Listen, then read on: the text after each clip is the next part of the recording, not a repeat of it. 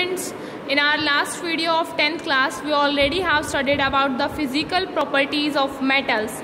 Now we are going to study the chemical properties of metals today. सबसे पहले हम activity number 3.9 लेते हैं. एक्टिविटी नंबर 3.9 में आपको कुछ सैम्पल्स लेने हैं, samples of metals. Samples of metals को आपको साथ में आपको एक बर्निंग फ्लेम रखनी है. आपको बर्निंग फ्लेम के ऊपर टोंग से पेयर ऑफ टोंग्स लेना है और उसको मेटल सैंपल्स को पकड़ना है. उसके बाद आपको जो प्रोडक्ट बनेगा उसको कलेक्ट करना है. कलेक्ट करने के बाद जो प्रोडक्ट है और जो मेटल सरफेस है उसको ठंडा कूल डाउन करना है. आपको अपने ऑब्जर्वेशन में लिखना है सारे मेटल्स के बारे में लिस्ट बना के कि आपके मेटल्स के बारे में ऑब्जर्वेशन कैसी रही, मेटल्स का बर्न हो जाती हैं इजीली या नहीं होती, फ्लेम कलर कौन कौन सा ऑब्जर्व होता है जब आप उनको बर्न करते हैं. तो सबसे पहले अगर हम सोडियम की बात करते हैं, जब हम सोडियम को बर्न करना शुरू करते हैं तो जो फ्लेम आती है वो आती है येलो कलर की. In case of magnesium, magnesium में हमारी फ्लेम वाइट कलर की आती है. एल्यूमिनियम सिल्वर वाइट कलर की फ्लेम देता है. And copper gives a blue flame. जो प्रोडक्ट जो हम ले लेते हैं, अब हमें वो देखना है जो प्रोडक्ट हमने लिया है क्या वो प्रोडक्ट पानी में घुल जाता है, सॉल्यूबल है पानी में या नहीं है. ये हम पूरा इन रिएक्शंस में पढ़ेंगे. यही हमारी केमिकल प्रॉपर्टीज़ होती हैं, जो मेटल्स की कुछ केमिकल प्रॉपर्टीज़ आती हैं. सबसे पहले जो केमिकल प्रॉपर्टी आती है मेटल की वो होती है कि ऑलमोस्ट ऑल मेटल्स, जितनी भी मेटल्स हैं हमारे आसपास, वो क्या होती हैं, सब की सब ऑक्सीजन के साथ कंबाइन हो जाती हैं, जिससे क्या बनता है, मेटल ऑक्साइड बनता है. अगर हम लेते हैं मेटल और ऑक्सीजन तो हमेशा हर मेटल जो है ऑक्सीजन के साथ मिलके मेटल ऑक्साइड बना लेती है. किसी भी अगर हम किसी भी मेटल की बात करते हैं, कोई भी मेटल हम शुरू से लेते हैं, जैसे हमने सोडियम लिया था तो हम सोडियम की बात करते हैं NaO2, तो ये सोडियम ऑक्साइड बना देती है. To balance this equation we are going to multiply sodium by 2 and as well as sodium oxide by 2 also. So this was sodium. Sodium plus oxygen जो है वो एक मेटल ऑक्साइड बनाएगा. Metal oxide names as sodium oxide. तो हमने क्या पढ़ा कि मेटल जो है हमेशा ऑक्सीजन के साथ मिलके मेटल ऑक्साइड बना लेती हैं. और ये मेटल ऑक्साइड हमने इसको नाम दिया है, सबसे पहले जब सोडियम के साथ रिएक्ट करती है ऑक्सीजन तो सोडियम ऑक्साइड हमारी बन जाती है. अब इन्होंने जो सेकंड एग्जांपल लिया है वो है कॉपर. जब हम कॉपर को हीट करते हैं तो कॉपर क्या देता है, 2Cu + O2, 2CuO copper oxide बनता है. और कॉपर में क्या होता है, जो ये कॉपर हमारा बनता है Cu + O2, CuO, ये हमारा कॉपर ऑक्साइड है. कॉपर हमेशा जब ऑक्साइड देता है तो ये हमेशा ब्लैक कलर के ऑक्साइड देता है. कॉपर ऑक्साइड हमेशा ब्लैक कलर के होते हैं, इसीलिए इसको ब्लैक ऑक्साइड भी बोला जाता है. सिमिलरली हम ले सकते हैं कि एल्यूमिनियम जब रिएक्ट करता है ऑक्सीजन के साथ तो एल्यूमिनियम ऑक्साइड बनता है. Al लेते हैं हम यहाँ पे O2. एल्यूमिनियम ऑक्साइड का जो फॉर्मूला होता है वो होता है Al2O3. अब हमें इसको बैलेंस करना है Al2O3 को, तो हम पहले यहाँ पे बॉक्स बना लेंगे. साथ साथ मैं बैलेंसिंग इसलिए दिखा रही हूँ ताकि आपको बैलेंसिंग भी दोबारा एक बार समझ आ जाए अच्छे से. हम यहाँ लिखते हैं Al, यहाँ लिखेंगे O, रिएक्टेंट और प्रोडक्ट. तो अब हमारे पास यहाँ पे O के हमारे पास 2 हैं और यहाँ पे है 3 एटम ऑक्सीजन के. तो रिएक्टेंट में लिख लिया हमने 2 और प्रोडक्ट में 3. रिएक्टेंट में Al हमारे पास जस्ट 1 है और प्रोडक्ट में हमारे पास 2 है.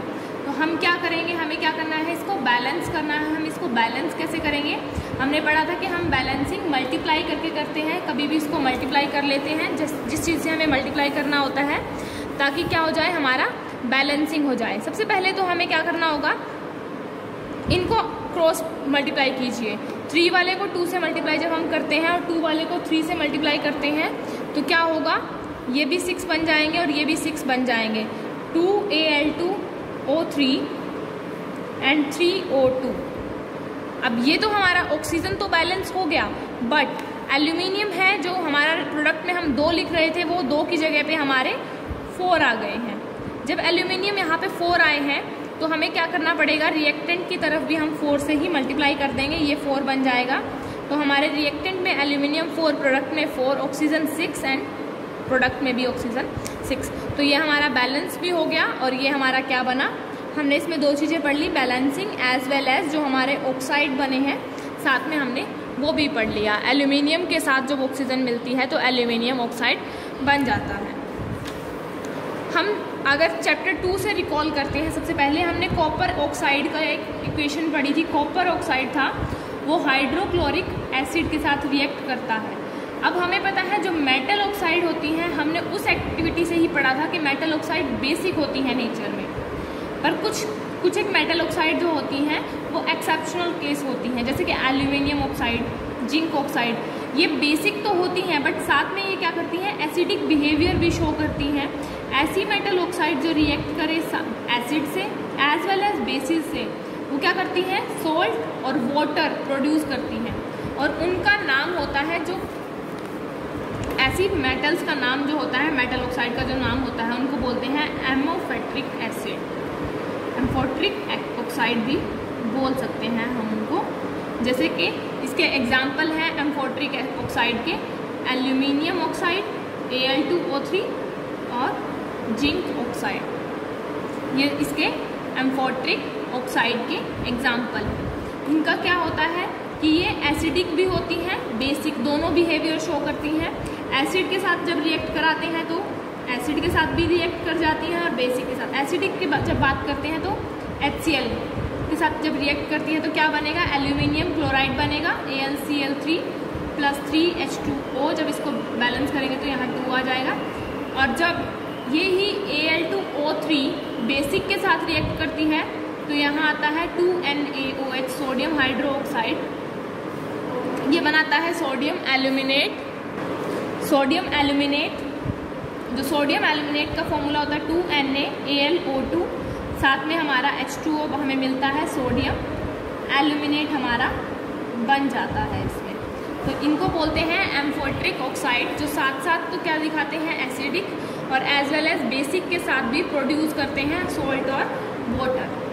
जो मोस्ट मेटल ऑक्साइड होती हैं वो इनसॉल्यूबल होती हैं वाटर में, जो यहाँ हमने पढ़ा था कि हम प्रोडक्ट को कलेक्ट करेंगे और फिर उसको वाटर में डिज़ोल्व करने की कोशिश करेंगे। तो हम यहाँ से देख सकते हैं कि मोस्ट मेटल ऑक्साइड जो इनसॉल्यूबल होती हैं वाटर में, बट कुछ एक जो होती हैं वाटर में घुल जाती हैं अच्छे से, and that metals are known as alkalis type metals, और ये अल्कलीज ही बनाती हैं।